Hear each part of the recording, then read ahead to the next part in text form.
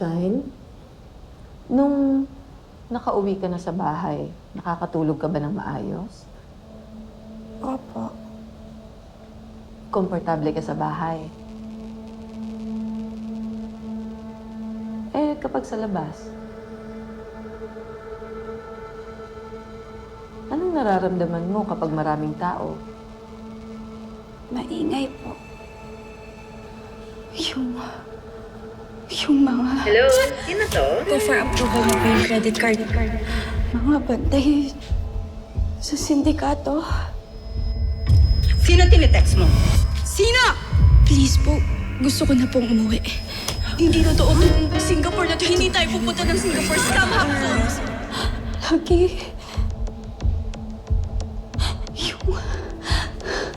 Yung... Tawag mo siya! Sige, mamamatay ito. Ano ginagawa mo? Mag-scam ka na. Hindi ko umabot sa kota. Babawi ako. Ano titingin-tingin ninyo? Trabaho! Sinisigawan po nila kami para sumunod. Uy ka!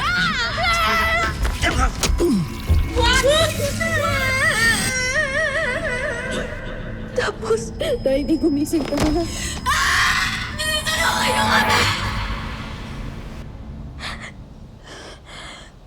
Tapos po yung... Hindi! Inisin na yan. Tiny! Gumising ka! Tiny! Yung ano po, yung galit ko nila na araw-araw po kami natatakot.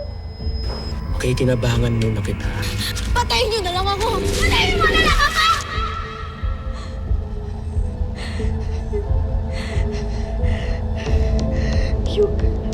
Yung lagi po sumisigaw po sila sa amin para sumunod kami. Kali, Ano? anong ginagawa mo dito? Kinuha ko lang yung lab result si Papa. Ikaw?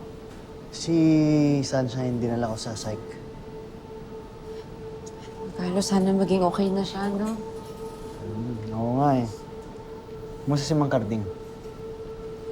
Yun, pinapa-therapy ko. Kasi para ma-manage niya yung negative thoughts niya, tsaka para di na maulit yung dati. Okay lang ka babalik. Di ko naman.